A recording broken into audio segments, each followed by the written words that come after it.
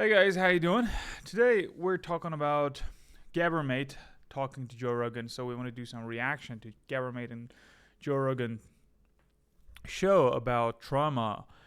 And who's Gabor He's an Hungarian Canadian physician and author. Well, he's actually changed his nationality to Canadian. I don't know when, but he's an Hungarian physician. Anyway, they had a pretty much beautiful talk in Joe Rogan's podcast. Well, I want to just choose a good one. Like they talk about really good stuffs. You can go and watch the whole episode if you like. I think it's available on Spotify, and you can find it on YouTube as well. But yeah, all right. Kathleen Susie did some reaction here as well. But let's go and watch this one. Everything you know about ADHD and anxiety is wrong. Okay, this is a good one. This is a good one. Most of the time when you think of somebody with ADHD, this is what you think of. 1 out of 10 meet the diagnosis for ADHD. That anxiety can lead to depression. It's very uncomfortable. People are very uncomfortable. I was just watching this very disturbing commercial yesterday with children, and it was talking about ADHD, and it showed a kid that was not paying attention in class. Mm-hmm. And then they introduce this medication. And then you have the child raising their hand, and then you have everyone clapping, and you have the child with a big smile on their face, and you've medicated your child to be a successful and integrated person in society. Shall I spot off about ADHD for a minute? Yes, please. That was my first book. That was after I was diagnosed with it myself in my 50s. What does it mean? What is it exactly? It's the most heritable mental illness there is. And I say it's neither an illness nor is it heritable. So the hallmark are difficulty paying attention when you're not motivated. Yeah. So kind of tuning out, like that kid in the commercial. Poor impulse control, so that you tend to act out whatever emotion arises. Mm-hmm. And sometimes the hyperactivity, difficulty sitting still and having to fidget and all that. And that described me to a T. But as soon as I learned about the diagnosis, I knew something. This is not a disease, and it's not heritable. What is it? So tuning out is not a disease.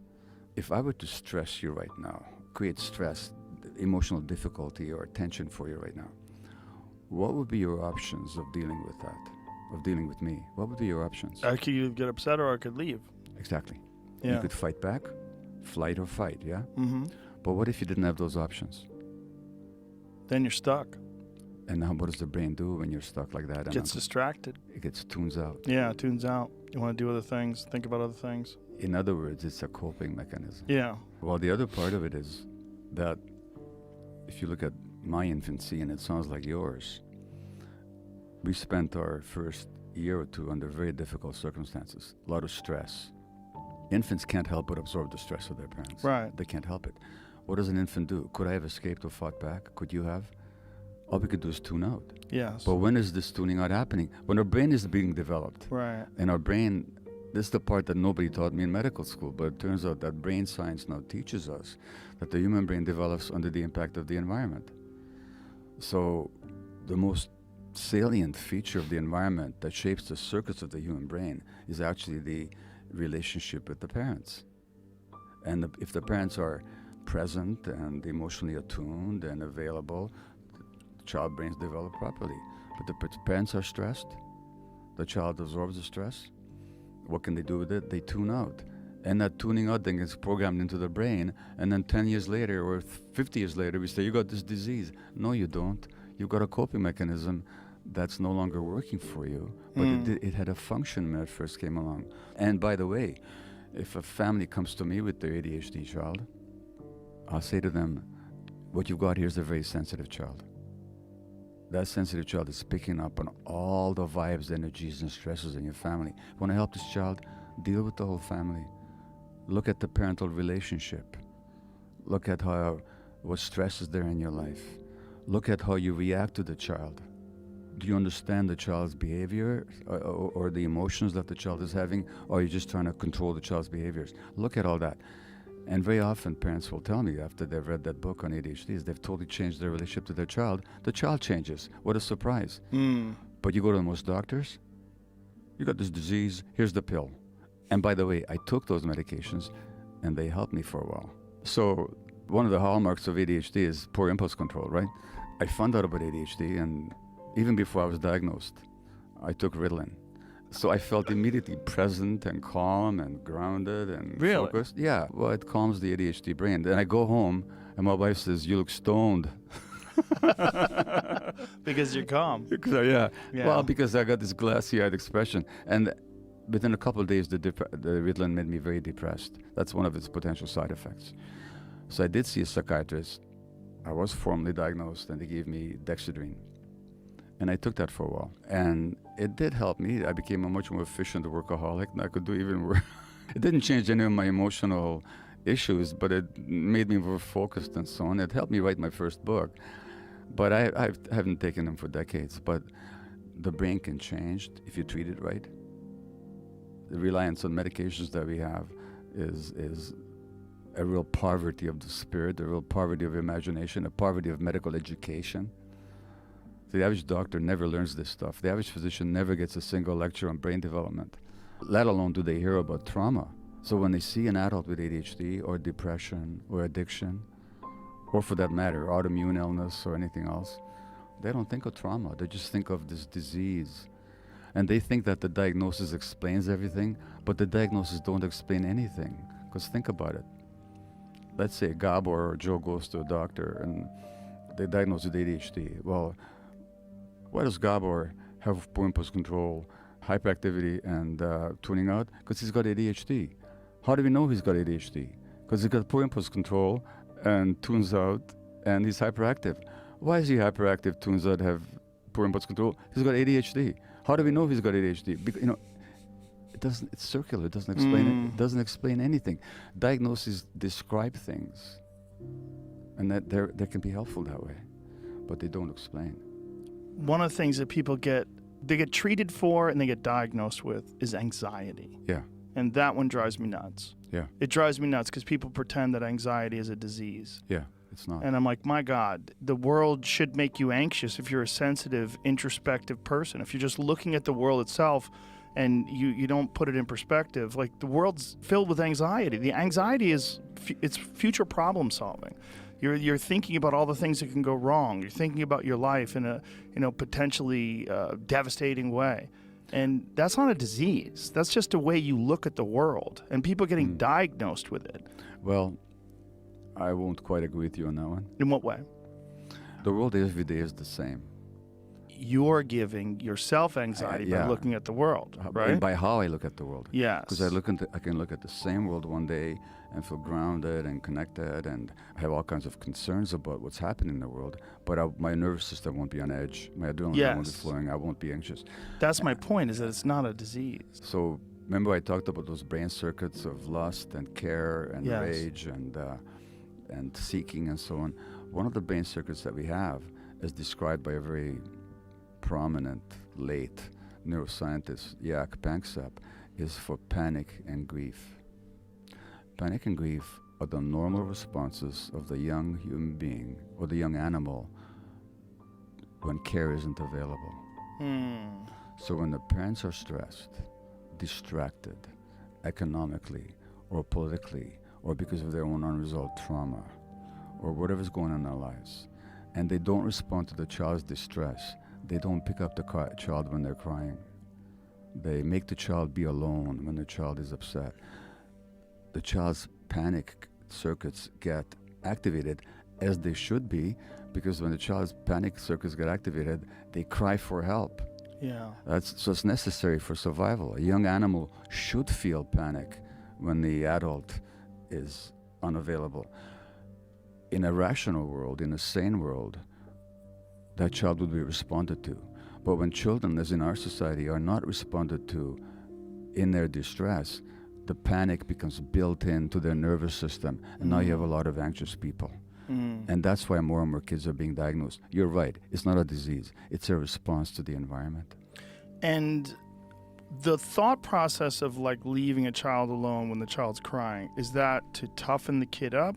Is the thought process that you don't want to encourage this sort of behavior because then they'll do it all the time and then you'll develop an indulgent child? Like, what is the thought process? The thought process is that the child's behavior is the problem. And so we have to fix the behavior by controlling it. Now, actually, the opposite is true. Because if you pick up the child when a child has distress, physical or emotional distress, you're teaching the child that the world is safe, they don't have to be anxious about it, and they can just ask for help. And it doesn't entrench kind of crying manipulative behavior. How it works, Dr. Daniel Siegel, who's a psychiatrist at UCLA and a very prolific author and mind researcher, he says in his book, The Developing Mind, that the child uses the mature circuits of the adult brain to regulate its own immature, unregulated circuits. So when the adults show up in a calm, loving way, that the child downloads that into his own nervous system. He's not going to be an infant forever.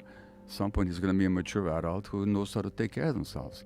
That's a natural process. We don't have to teach kids to be independent. Independent is nature's agenda, because the parents are going to die. At some point, the mother bear is going to disappear. That bear cub has to be able to look after themselves in a mature, confident way. That's nature's natural agenda. What the mother bear needs to do is to meet the needs of that infant bear, so the infant bear can mature. So if we meet the child's needs, they're going to mature out of that helpless state with a sense of self-regulation and calm confidence in their own capacity. But when you don't pick kids up, what you teach them is that the world is not available, that they're alone, and that they're helpless. Talk about a formula for anxiety. Cool. Gabor, mate, that was a good 10 minutes of my life. A lot of good things happened in there, and I really enjoyed it. So I'm just like I had the same opinion about ADHD. I mean, like even in behavioral science, like we have this function that is trying to extra. I was like that you have extra observation and you try to observe whatever it is around you. So mostly people with extra observation dominant function, they tend to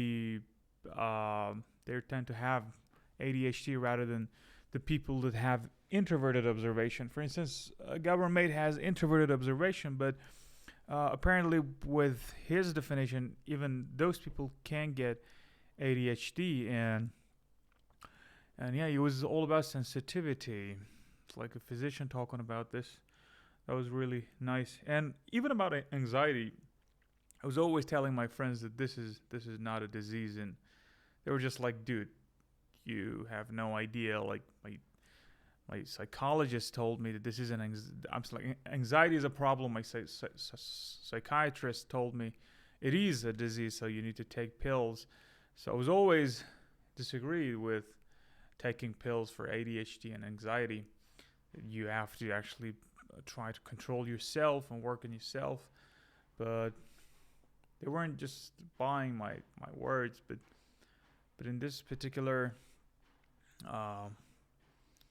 episode, we could see that even Gabor Mate had the same opinion.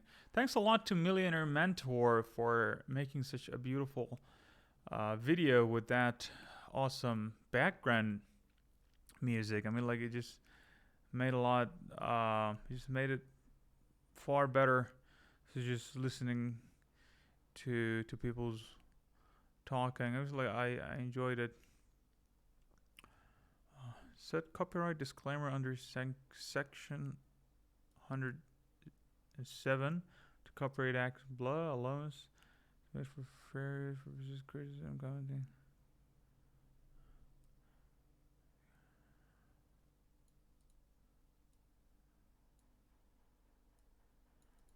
Okay. if you're the legal content.